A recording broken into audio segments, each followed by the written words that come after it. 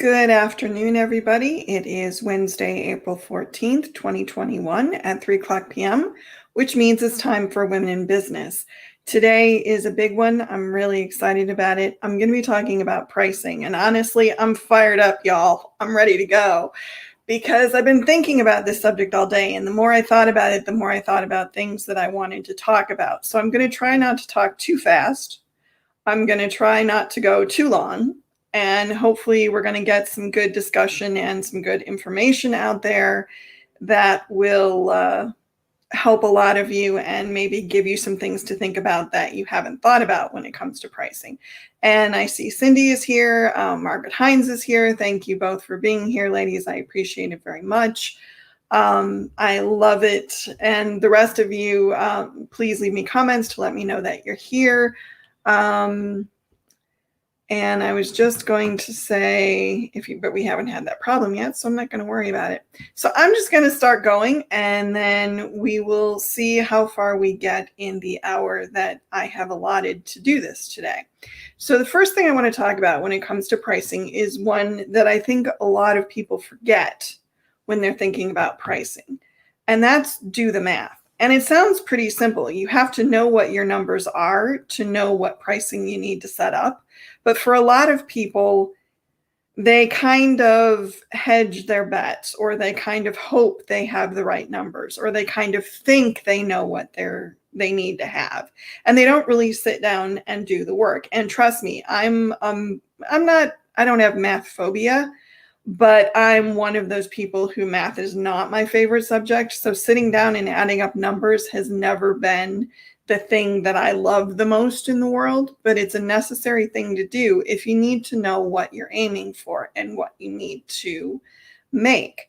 And doing the math covers also a variety of different options. You need to do the math to figure out what you need to make right now and what you need to make to accomplish your goals in the future. So that's the first thing I want to talk about, which is figuring out your total budget, where you are right now in this present moment. And then also, I think it's valuable personally to figure out where you want to be in the future and what you have to make to get to that place. Now, let's start with now. So where are you today? What do you need to make to keep yourself housed, clothed, fed, keep the lights on?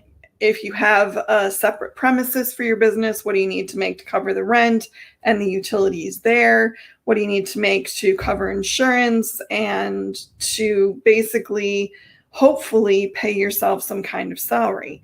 Now, that's a lot of questions, and that's also can sound kind of overwhelming, because once you start listing all the things that you need to be able to pay for, it can become very intimidating quite quickly, because you're looking at it and you're going, gosh, I need to make so much. How am I going to do this? Don't even think about that at this point.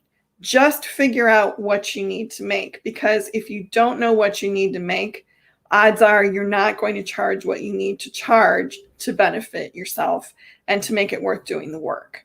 So that's the first thing. If you don't know your numbers, you don't know what you need to be bringing in to cover those numbers. So you have to know.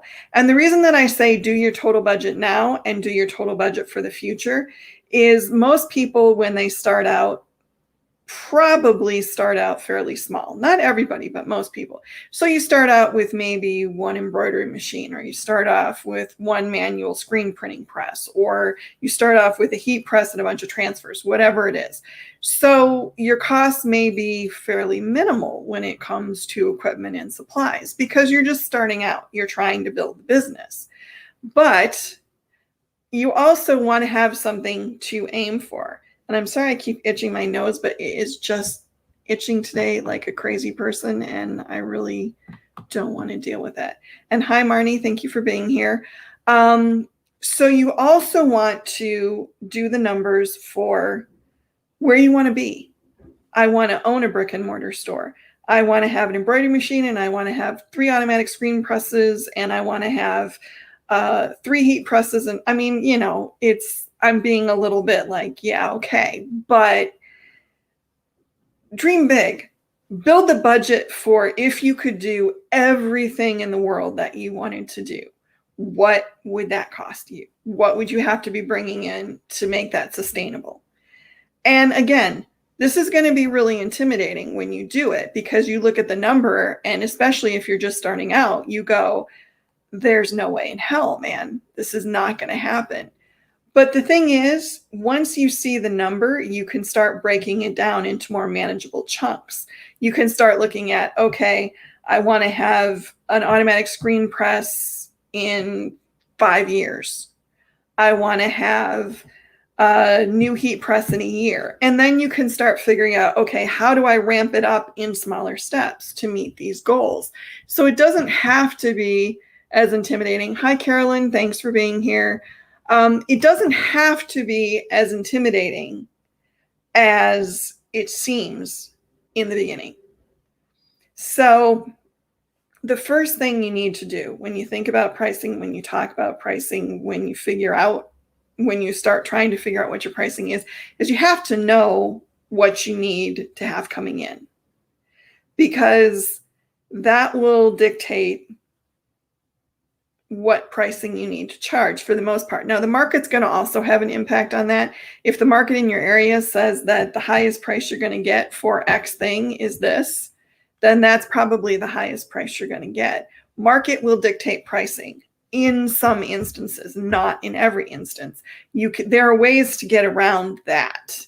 You can offer something that nobody else offers. You can just do such stellar work and deliver so quickly and have such amazing customer service that people are willing to pay a premium to work with you. That is possible. It does happen. So the question becomes, when you look at your budget now and your future budget, how do you break that down to figure out what you need to charge? Okay, so then you have to look at what products are you thinking of offering, and then figure out, I need to charge, if I think I'm going to sell, I don't know, let's, just for the sake of argument, 15 koozies and 25 tumblers and 150 shirts, and I need to make $4,000, then you need to do the math and divide it out and figure out what, first of all those things cost you to make. And then second of all, what you need to charge to meet your goal budget. So, there are people who have described this in much more detail than I am here, and I only have an hour, and honestly, trying to run all the equations and math on this is not my strong point, I will tell you that. So I will say there are probably better people than me if you need help with the actual math. But just from the standpoint of, okay, where do I start figuring this out? Figure out what you need to make now. Figure out what you want to make if you could do your dream business. And then figure out how to get there. As Carolyn says, and yes, she's totally right. Eat the elephant one bite at a time. Yes. And that's one of the things that I talk about a lot is don't look at the mountain. Look at this first step and just keep taking steps until you get to the top. That's the way that you have to do this, because if you look at the entire mountain, what happens is your brain goes crazy because it seems so big and intimidating, and you end up going, this isn't possible. And the other thing I apologize for, my voice is just not cooperating today, so little water break. Sorry about that. But so once you get your total budget, there is another half of the math that you need to do. And that's the cost of your supplies. And this is something I've written about several times, and it's something I feel really strongly about, because I think often it's a huge mistake that business owners make, because they're thinking from the standpoint of the least amount of money that I spend, that's the best option. And that isn't always the case, because sadly, spending the least amount of money sometimes means that you get crap supplies. And what you don't understand is that, yes, maybe you saved $1 or a quarter or, $500 or whatever it was on whatever you bought. But if that doesn't if it's a piece of equipment that doesn't work well, if it's thread, if you're an embroiderer, that breaks all the time and has uneven dye lots and has knots and causes problems and slows down production. If it's screen printing ink that is really thin or doesn't lay well or whatever it is, then you haven't really saved anything, because the other half of the equation when it comes to the cost of supplies is what you actually pay and what it costs you in time. Because, and we all know this, time is money. We'll come back to this one. But when you're looking at the cost of supplies, you need to look at what you're actually paying for the item and then what it's costing you in production time. If you pay $1.25 for a cone of thread, but you lose 50 minutes on every job that you sew out with that thread, then you really haven't saved any money. All you've done is wasted a lot of time, basically. And time is money. The more jobs you can produce, the faster you can produce them, the more smoothly you can produce them, the more money you make, because what you have to sell is your skill and your time. And okay, yes, whatever you're making, but really what you're selling is your skill and your time. And the skill is something you learn, and the time is the more time you have available to do the largest number of jobs, the more money you're going to bring in. So every supply that causes you to lose production time is not a value, even if it was really cheap when you bought it. I mean, I want to look at the comments here and see what people have said. And yes, Carolyn has a really good comment here. Time is super valuable when you are working by yourself. And yes, that is very, very true. Time is very valuable when you're working by yourself, or even if you're working in, in a group situation. The time that you have available is what you use to make money. So if you have less time, if you have to spend time because your supplies are substandard, because your heat press is cheap and it doesn't work well, and the temperature gauge never shows you the right temperature, so you have to fiddle every time you're doing something, or your screen, your printing press doesn't work right, or your sublimation ink is, bargain basement from China and you can't get a good color profile, whatever it is. There's a million things that could be an issue, but you need to add that calculation when you're looking at, is the cheapest supply really the best value? Because I have known people who, for instance, heat presses, buy a small, cheap heat press because they think that's all they need. And within 6 months, they figured out it's not all they need. So they buy a slightly bigger, cheap heat press, which breaks within a year. So then they buy a slightly bigger, cheap heat press, which breaks within a year, or the temperature gauge goes bad and they can't get it replaced, or the customer service from the company in China that made the press is not good. And so what happens is they end up with this piece of equipment that started out nominally being a bargain and has ended up being a complete pain in the tuchus. And they've spent 3 times what they would have spent if they had just spent a little more money in the beginning and bought something a little more expensive. So production time has to be calculated into the cost of whatever you're buying. Now, one of the things that people ask me is, well, how do I know? Okay, now nobody's going to give you a sample heat press to try. So in those cases, you have to kind of look at reviews. You have to ask people if you're in groups. Ask people in the group, hey, does anybody have this heat press? Look at reviews online. See if you can get some sense of how this heat press works, what the company's customer service is like. Same thing with a screen printing press or, anything like that, an embroidery machine, anything of that sort. Now, for smaller supplies like possibly screen printing ink, embroidery thread, vinyl, you can always contact a supplier you're considering and say, hey, is it possible to get a sample? I'd like to try this and see what it's like.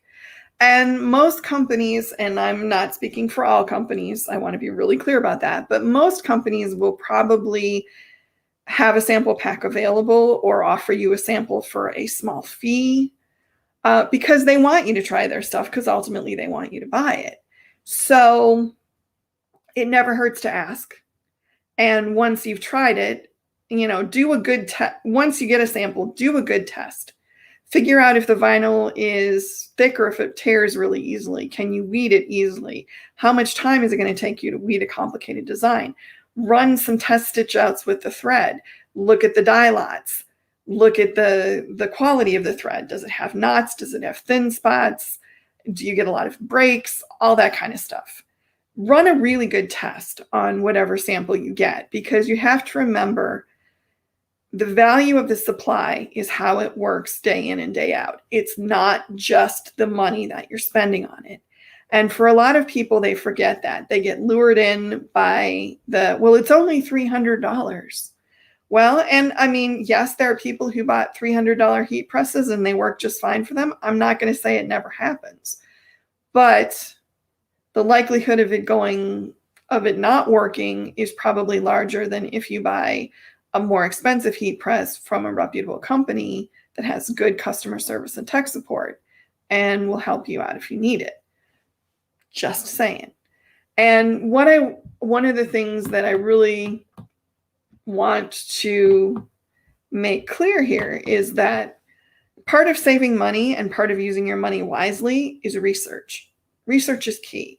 And that means researching the equipment you're going to buy, researching, what is as much as you can. And I understand some of this stuff you can't, but if you belong to groups, if you're on Facebook, you can always ask, hey, what's standard production time for this kind of garment? Hey, when you run the thread that you use, how many thread breaks are you having? How many shirts should I be able to get off this press in, an hour? And the makers of the supplies and the machines will tell you that too. They'll give you some input, but you need to do the research. And yes, I just finished saying time is money. It is. And research takes time. So for a lot of people, they go, well, I need to, get production out, and I need to manage my business, and I need to do social media, and I need to do all these other things. I don't have time to do research.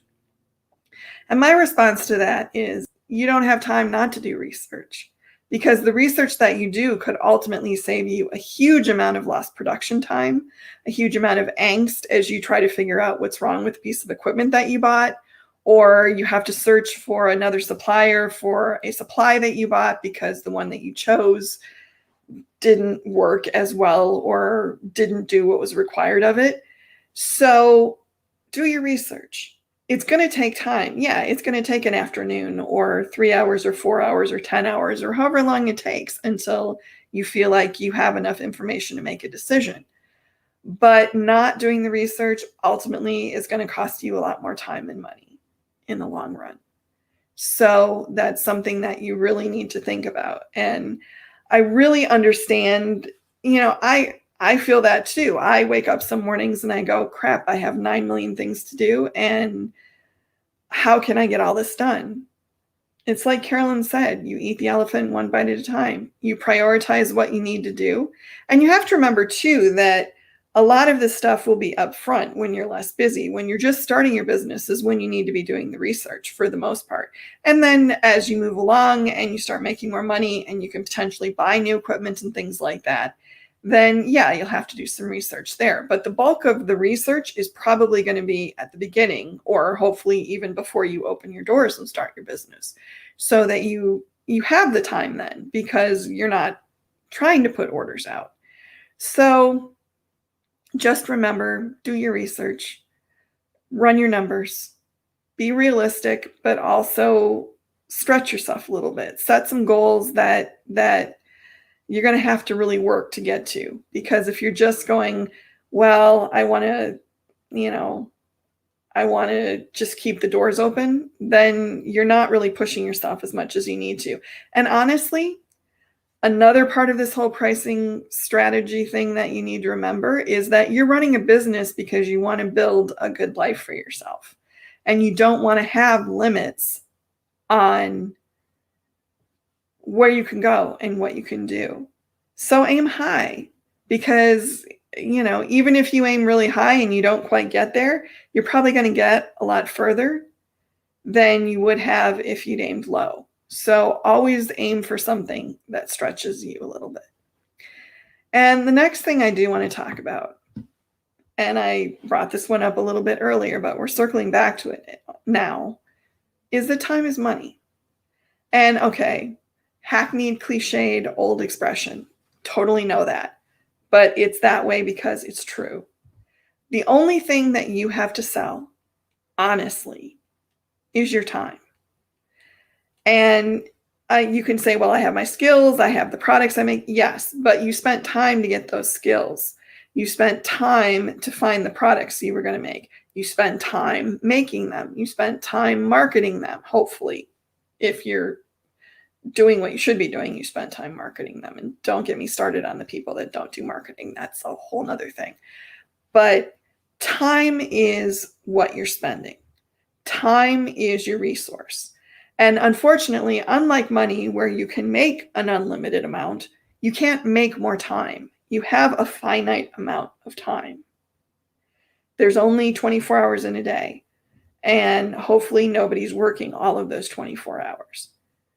But that's something you need to be really aware of. So supplies that waste your time, people that waste your time, stupidity that wastes your time, all of that is taking money out of your pocket. And this is why you need to be really cognizant of the fact that every hour you have needs to be spent in the most logical and economically beneficial way possible. That means you don't waste time. That means that if you are doing a job, you're doing it as efficiently and productively as you can. That means that you're aware that if you have employees, that they are also doing things as efficiently and productively as they can. And that doesn't mean that you can't laugh, and it doesn't mean you can't have fun, and it doesn't mean you can't kick back and sit on a beach. Hopefully, part of the time you're spending is to enable you to amass the money so you can do these things. But you have to spend your time wisely, and that means thinking about how you're using your time and what is the benefit to however you're allocating your time. And it doesn't have to be a benefit in dollars, but that's a kind of easy way to say, okay, if I do this, I get this. And yes, I understand that there are soft costs to some uses of time, and some uses of time can't necessarily be quantified. But you can make a pretty good judgment. And you need to really think about it. And a lot of us, we kind of walk through our day and we don't really think about the fact that in this day we have 24 hours. And we have to make those hours count, because we don't get them back. Once they're gone, they're gone. Like I said, unlike money, where you can make an unlimited amount, you can't make more time. Until somebody comes up with a time machine where we can all go back and, relive a day over, once the time's gone, it's gone. You can't get it back. You can't make more of it. So figure out how to use your time in the best way possible for you. And keep in mind that how you use your time is up to you and what you consider beneficial. I will put my hand up to having days where the way I use my time was sitting on the couch, just being a couch potato and playing games and reading a book and watching TV. But in my defense, I am a writer. And part of what I do is make things up in my head. So sometimes I need to just let my head relax so I can turn around and make things up later. So a lot of times when it looks like I'm just bunking off and doing nothing, I'm actually writing something in the back of my brain. You can't see that. You don't know that. So if you're looking at me, you might be saying, wow, she's wasting a lot of time. Not for my purposes.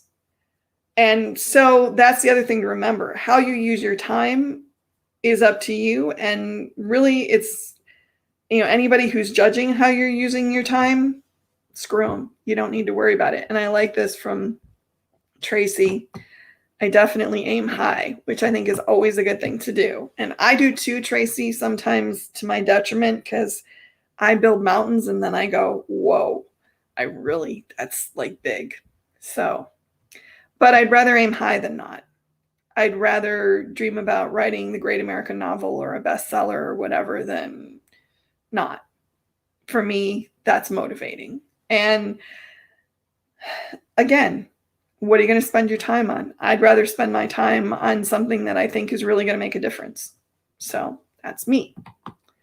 So the next thing I want to talk about, PITA clients deserve PITA charges. If you're not familiar with the acronym PITA, means pain in the ass. Yes, I said it. Ooh. And probably will say it again. Now, this is another thing that people have a lot of trouble with, and I've never really understood why that is. I think the fear is mostly that if you tell off a pain in the ass client, or if you charge them a fee that you wouldn't charge a client who's easy to work with, that they're going to get mad and they're going to go elsewhere. And basically, in my opinion, there's 4 ways that charging a PITA client a PITA fee is going to go. They're either going to get mad and leave, in which case they become somebody else's problem. So yay for you. They're going to argue with you about it, in which case you explain why you're doing what you're doing and they get mad and they go away. Or third alternative, they understand and they stay and maybe become a better client. Or you don't charge them a PITA fee. You secretly fume about them. You hate working with them. They take up 4 times as much time as a normal client, and you don't get anything out of it. And so you're mad and you're broke, which is not at all what you want to be doing.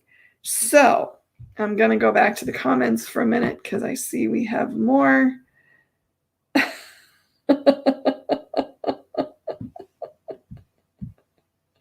I'm laughing at the comments. Carolyn apparently is in the Denver airport looking for garment choices. So there you go. Have a safe flight home, Carolyn.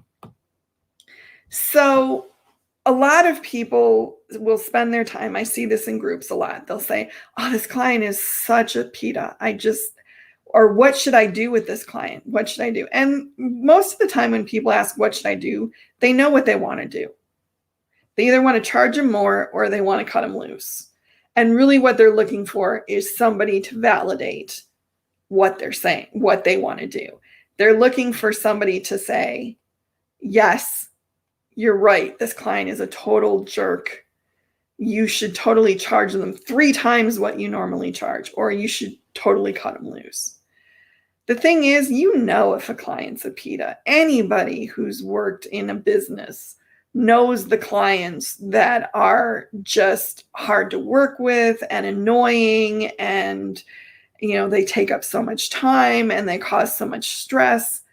Why put yourself through that? Why make that? Or if you're going to put yourself through that, and sometimes you have to or you want to for one reason or another, then at least make it worth the time you're going to expend.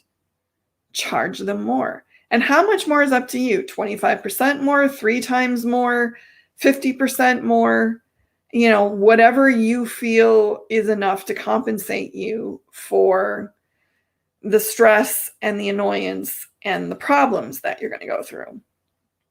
And the reason that, and honestly, if they ask you why, tell them why. And you don't have to be mean about it. You don't have to be like, you're a total pain in my ass.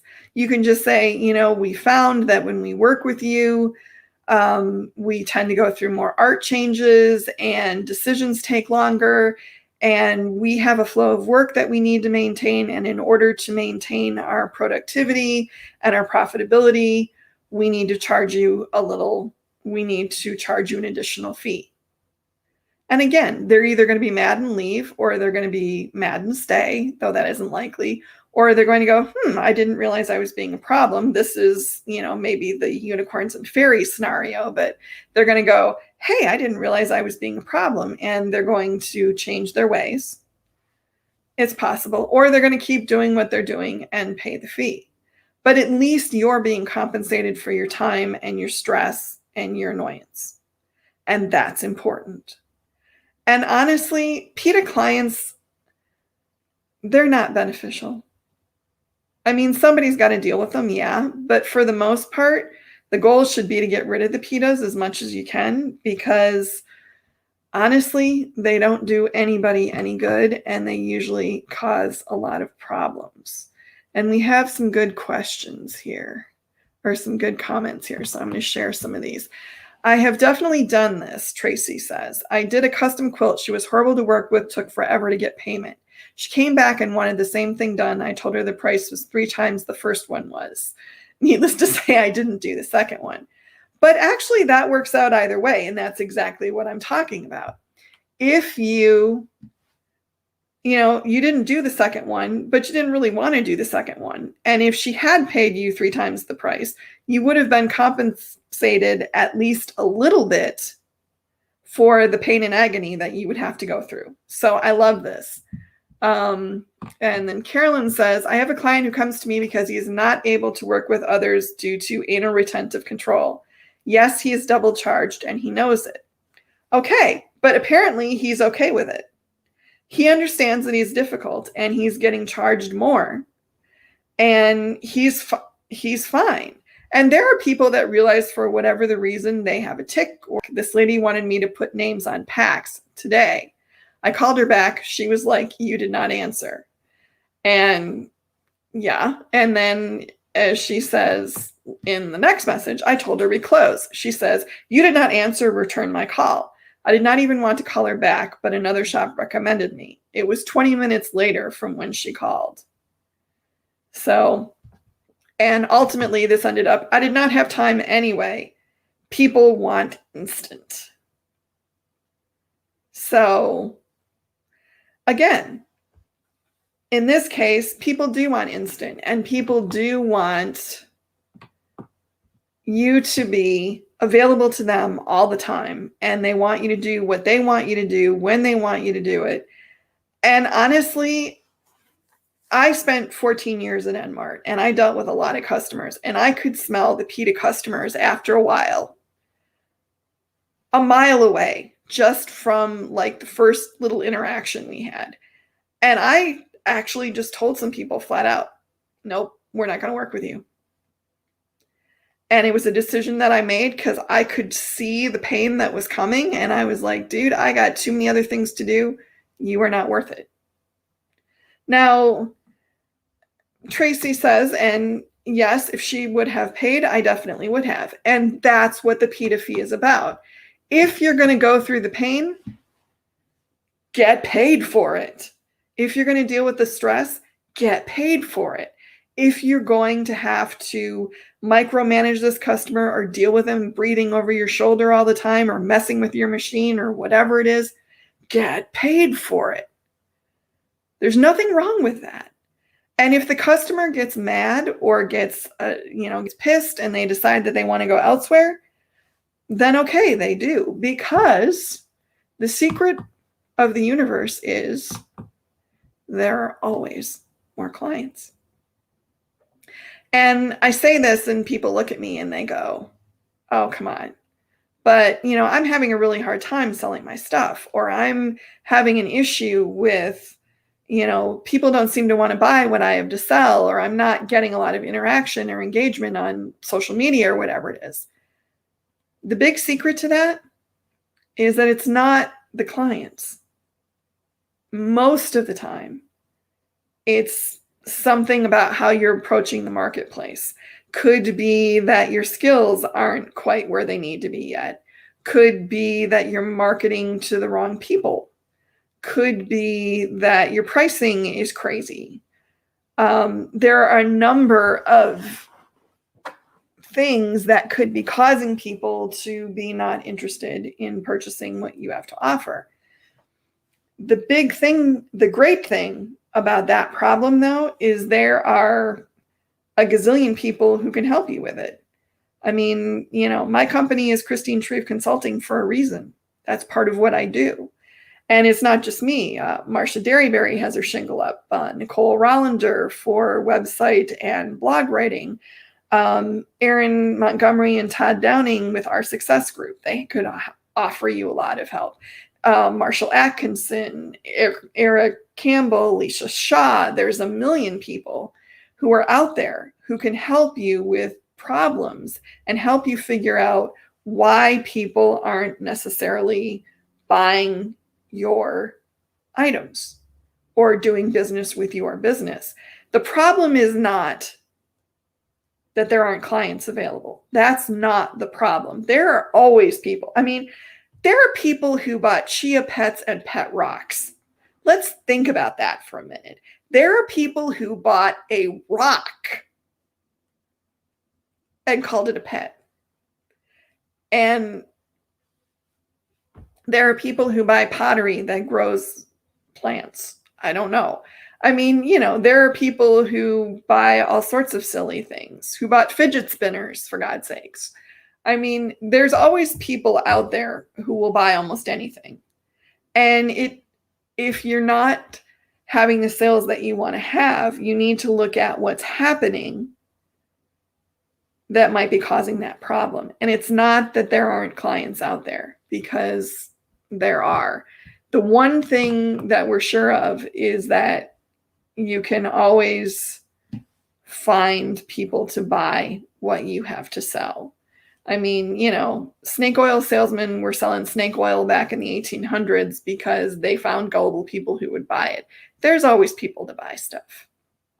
So, and Tracy has a good comment here. Yes, sometimes you have to step back and say, what's going on? How do I fix and change this?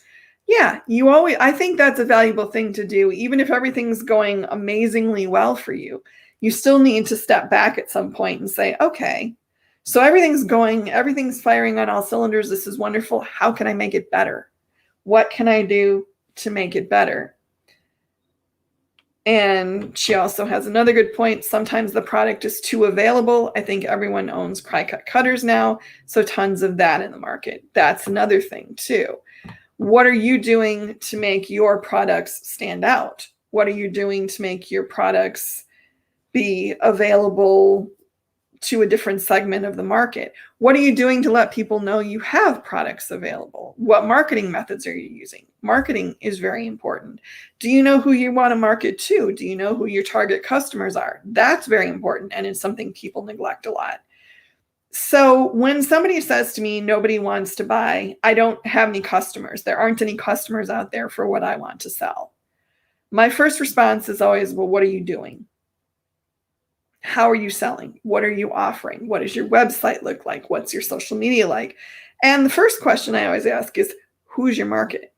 And you would be amazed the number of people that cannot tell me who their market is. If you don't know who your market is, then you're just shooting arrows at random targets. And if you happen to hit a customer, that's just luck. You don't want luck. You want to know who your market is. You want to know who you're trying to talk to. You want to have done the work, spent the time, so you're talking to the people who are going to want what you have to sell. And the other thing too is, your skill level. If you're just starting out, maybe your skill level isn't as competitive as it could be.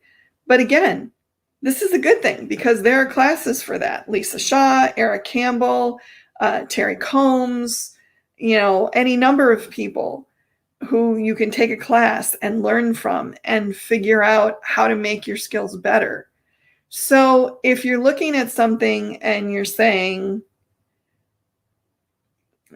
you don't know, you can't find clients, that's not correct. Oh, Tracy. My target is everyone. Yeah, you hit one of my hot buttons there, Tracy. Nobody's market is everybody. I'm sorry.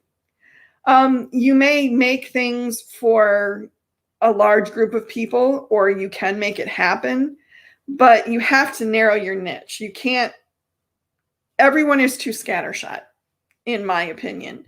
And some people say, my target is everyone. I still feel like you got to niche it down some. That's just me, but I have really, really kind of railed against my target market is everyone thing for a really long time. So, if it works for you, it works for you. I'm just saying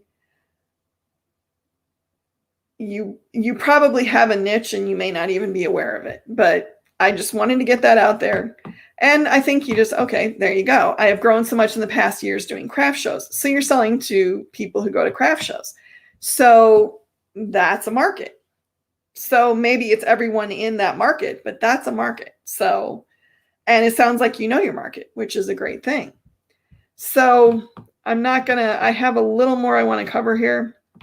This next thing is one that I talked about in the seminar I did for DAX a couple years ago. And it turned out to be one of the most popular concepts that I brought up. So I figured I would bring it up here. Rock bottom prices. This is what saves you when somebody says, will you do it for X? Or, I really were a nonprofit and I could really use a reduction on the price, or if I do 20 more, will you take, 30% off the price, or whatever it is. What this is what a rock bottom price is the lowest amount of money that you can do a job for profitably. Now, this is assuming that you don't want to donate, which we're going to talk about in a minute. You're not working for, you're working to make a profit. So your rock bottom price is the lowest amount of money that you can charge for a job and still at least pull out a little bit of profit. And the reason that you want to have a rock bottom price is because then you don't have to hem and haw or debate it or worry about, could I have done it for less, or did I do it for too little, or whatever it is, because you've already done the math. Remember when I said doing the math earlier? This is more math. There's a lot of math in pricing. It's just the way it is. So you sit down and you calculate it and you figure out, okay, if I want to make my standard amount of profit, this is what I have to charge. If I want to give them a 30% discount, this is what I have to charge. If I'm comfortable with making a 5% profit, then this is what I have to charge. And that's the lowest I'll go. And then everybody who deals with pricing has those numbers. So you don't have to hem and haw. You don't have to think about it. You don't have to worry about it. You know where your guardrails are. And you know where you can negotiate. So it isn't a problem, and it isn't a pain in the ass when somebody says to you, will you do it for this? Or how about if I throw in this, or whatever it is, because you've already done the math. You already have the numbers. And what this saves you is the whole, oh, come on, I know you can do. And Brian has a really good point. Do these people go to Walmart and ask the manager for a lower price? We make custom items. They should cost more. You are not wrong about that. You are totally right about that, Brian. Totally. And I think that this is something I'm often amazed that, I wouldn't go to my doctor and go, hey, I need a physical. Will you do it for 30% less than what you normally charge? And I wouldn't go to, the person who's making my dinner at the restaurant and say, I'll tell 5 friends about it if you give me, 30% off my meal.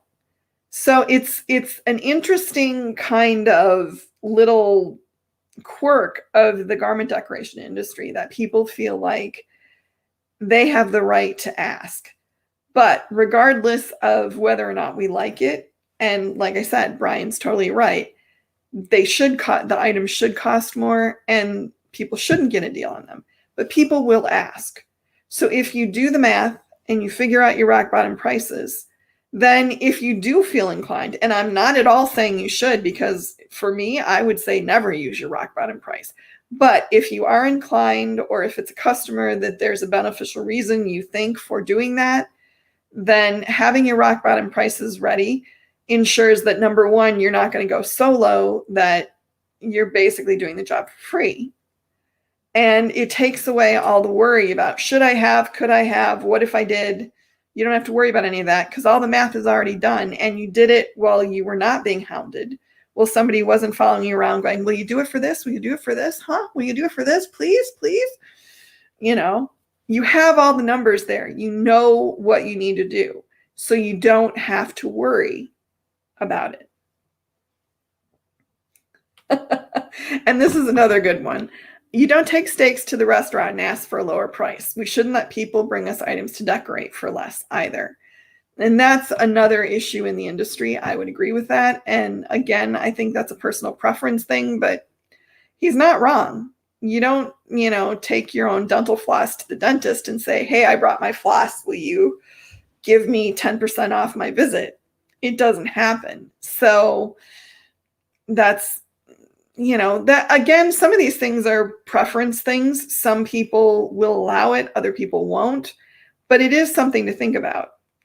Brian's totally right. You wouldn't take your steak to the restaurant and go, hey, I brought my own steak. So, will you cook it for me? And then I'll pay you $10. So think about that. But I think rock bottom prices do help you get out of some sticky situations. I don't necessarily know that it's a great thing that this is something that we have to think about, but it is something that we have to think about. So I think doing the math ahead of time when you're not being harassed will help you make a better decision when the question does come before you. And that brings me to my next thing, exposure. And I think just by the way I said that, you can probably guess how I feel about exposure. And just to give you a little background of why I have a little bit of an attitude about this one, I'm a writer. The number of times that I've been told, if you write this for us, everybody will see your name and we'll put it on the website and it'll be really great. And I'm like, yeah, okay. Because that almost never happens. And honestly, I spent a lot of time and effort building my reputation so that when people read something by me or see that I'm doing a video or see that I'm writing an article, they're excited to read it because they know I do good work. And that's worth money. Now, I will say this. When I started writing way, way back in 2007 or 2008, whenever it was, I did write for free, but I wrote a column every other month, about 800 words. And I wrote a blog for a while for a magazine called Stitches, which is now part of Wearables magazine, but was a pretty big magazine back in the day. And I took the job for no money because at that time I wasn't really thinking about having a writing career. I just started my job as director of marketing for Enmart. I was getting paid to do that, and the writing I was doing for Stitches was part of my job. So I did it during work hours, and I felt that I was being compensated for it, not from the magazine, but from the company that I worked for. So, and then as time went on and I started figuring out, okay, I'm pretty good at this, and other people started approaching me, then it became an off the books freelance side job thing that I did on my own time. And you better believe I got money for it because there was no point to it if I didn't. So a lot of people will hit you up offering you exposure. What you need to do when someone offers you exposure is do your research and do the math. What are they offering you? What has been your experience with this type of exposure in the past? Is it worth it to you? And 9 times out of 10, somebody said once, and I don't remember who, but it's a very, very valid point. You can't pay your mortgage or buy dinner with exposure. And they're totally right. You can't.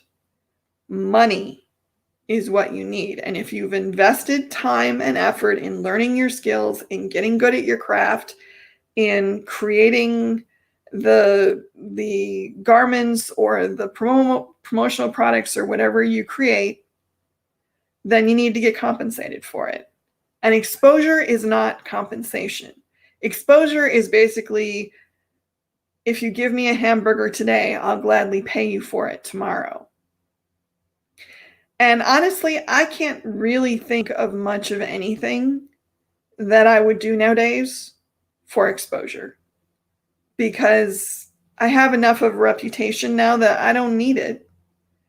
And honestly, I really don't know what someone could offer me that I would think would be worth not being compensated. That's just me. If you are going to do something for exposure, if you have to figure out if it's worth it. And how you figure out if it's worth it is, remember that research is key thing? Here it is again. Do your research and do the math. What am I spending? And then what am I getting for what I'm spending? And I got to tell you, people who say, well, they're letting me put my name and website address on all the shirts I'm printing. No. It's not good enough. It's not worth enough. Because honestly, think about it. How many times have you or anyone said, oh, I saw their name and URL on a shirt and I had to look them up and now I'm doing business with them? It's a very rare thing.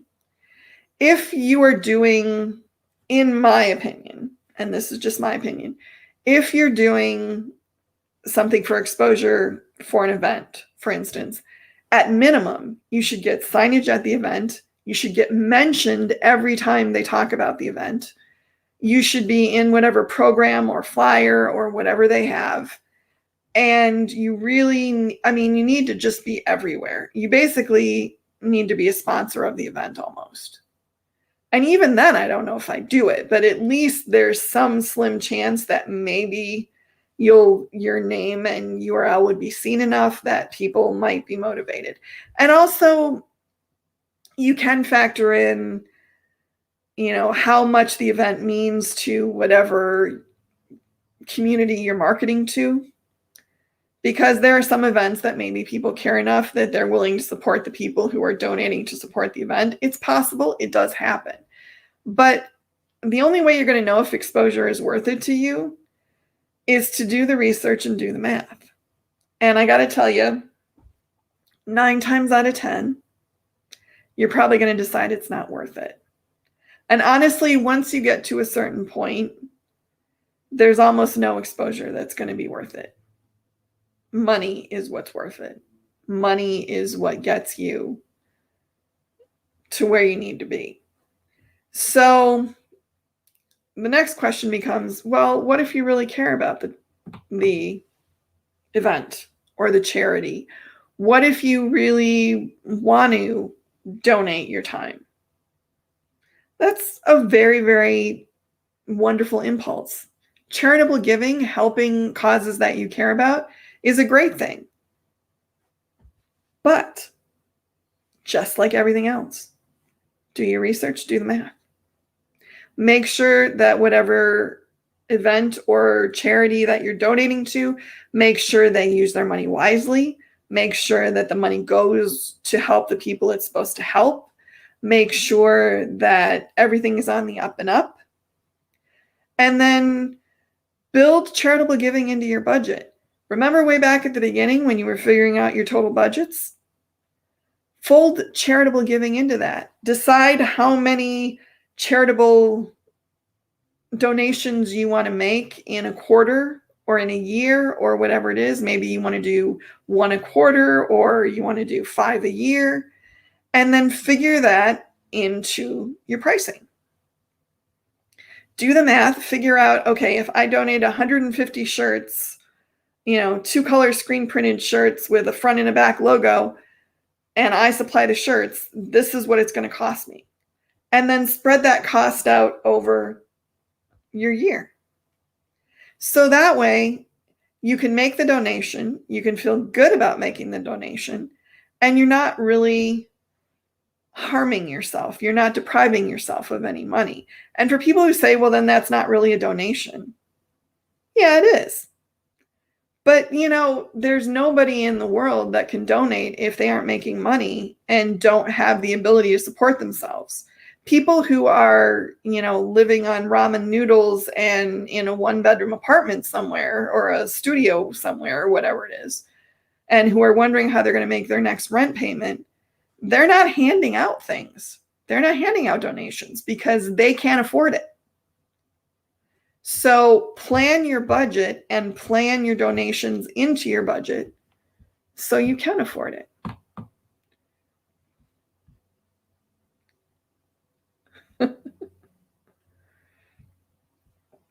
And Gusta says, I like the exposure on a pro bono event. Think it's a small win for me. Sorry for the spelling. Well, your first language is not English, so I think you're doing very well, honestly. But yeah, that's something too. I mean, you have to do the math and you have to figure it out. But if you budget, then if somebody comes to you and says, hey, can you do this? You already have that folded into your budget and the cost is already covered. And the cost has to be covered some way. The cost has to be covered either by the benefits of what you're going to get from donating, which there may be some, but the biggest one is probably going to be you feel good about it, or it has to be covered by spreading the cost of doing something pro bono over the cost of all the jobs that you're going to be doing for the year. And honestly, I think that's the smart way to go. And I think that if you want to do donations, just be aware that it has to be paid for by somebody, and exposure is not payment. And you're still going to have to feed yourself and your family and make the rent and all the rest. So figure out a way to donate and satisfy your need to be charitable while also meeting your other responsibilities and needs. That's all I'm saying. Doesn't have to be a hard-hearted thing. Doesn't have to be a Ebenezer Scrooge sort of thing. Just plan for it. Plan it into the budget. Figure out how to make it something that's beneficial for you as well as for the person to whom you donate. And my goodness, that has taken me almost to an hour. Wow. So I hope this was helpful. I'd love to have further discussion on this issue. You can come over to the let me find it here. Whoop, that doesn't want to go.